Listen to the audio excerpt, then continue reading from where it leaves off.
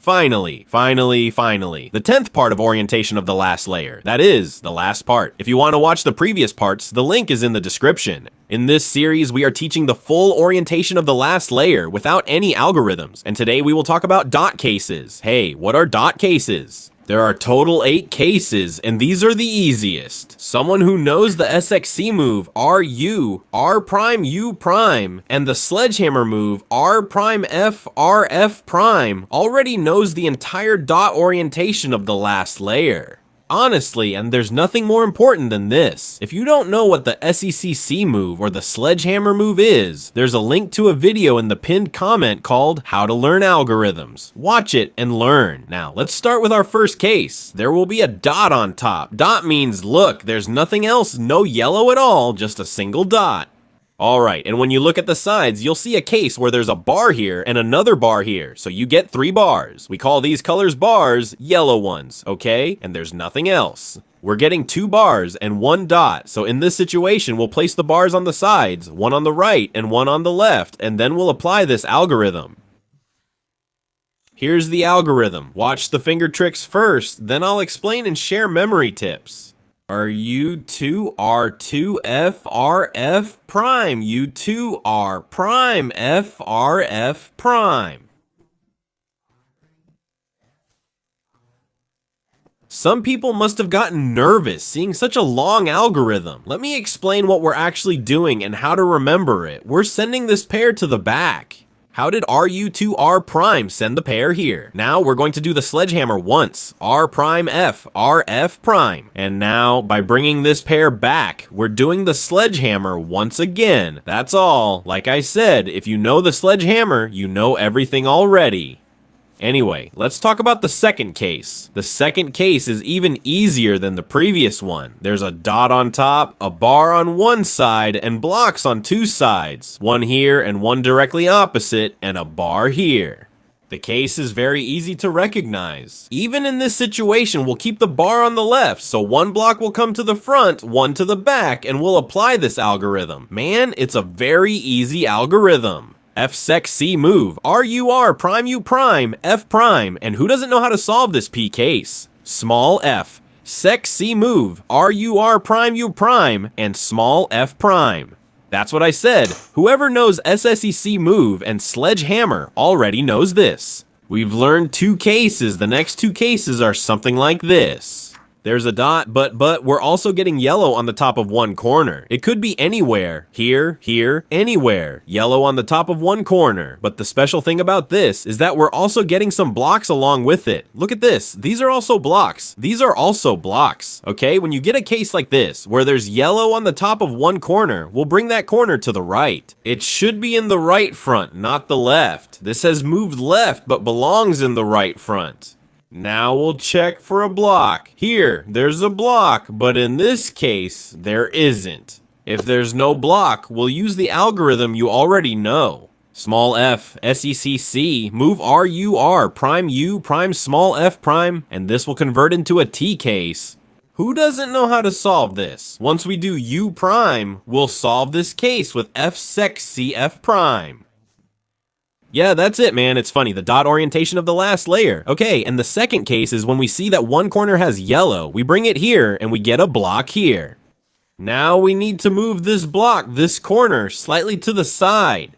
If we do U prime once, this corner will move here, and this will be our holding position.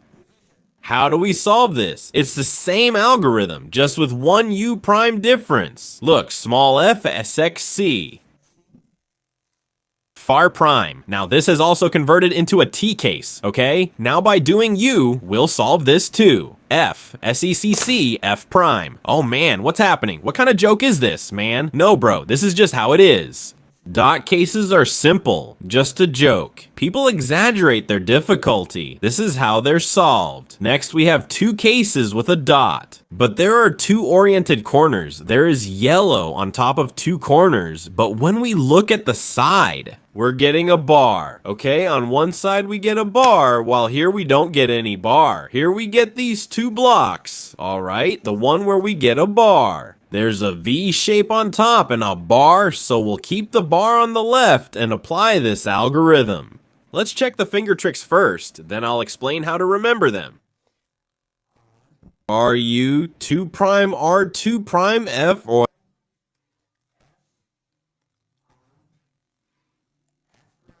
Fon prime U2 prime M. Here I do something like this. Mun prime U RU prime small r prime.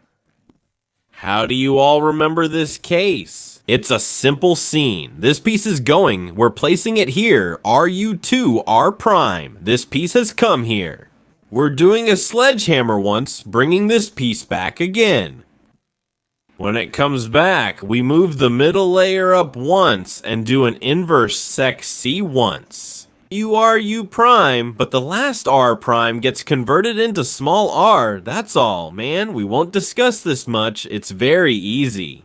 And as for the second case we had, how do we solve that in the end? I mean, it's just like the previous one. There's a V shape here and we're getting 2 blocks here, not a bar, so when we're getting blocks, we have to place one on the right and one on the left, okay? Now we can also place them like this on the right and left. No, the V isn't forming like this, it's forming like this. It should look like a V like this. These two are at the back corners. Now we'll place one block on the left and one on the right, and then we'll apply the algorithm. First, watch the finger tricks, then I'll tell you how to remember it.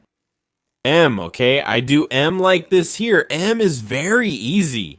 Man, you are prime. You prime me prime and R prime, man. Sledgehammer, you guys got it, right? I don't know.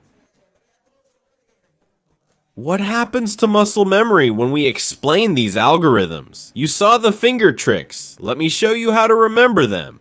First, you have to remember 2 moves, which are M and U. Just remember that much. After that, you have to do the SECC move, RU, R prime, U prime. Once you do that, you have to fix this M by doing M prime. And finally, do the sledgehammer once, R prime, F, R, F prime.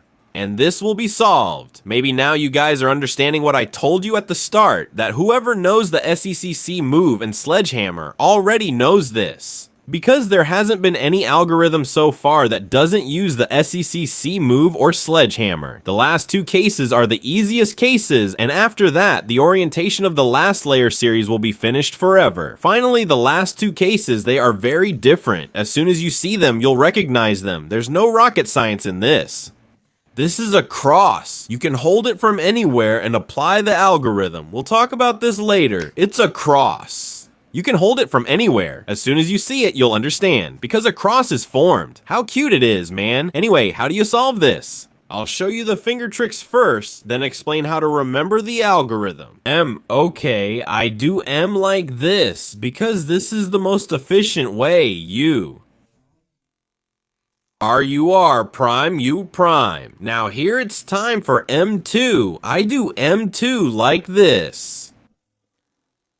M2 URU prime small RU prime. Now let me tell you, how should you guys learn this? First, remember the first 2 moves, M and U, then do the SECC move once, RUR prime, U prime. Turn the middle layer twice, then do the inverse sec C, URU prime, small r prime. Use small r prime prime at the end, not regular r prime. The last r becomes small r.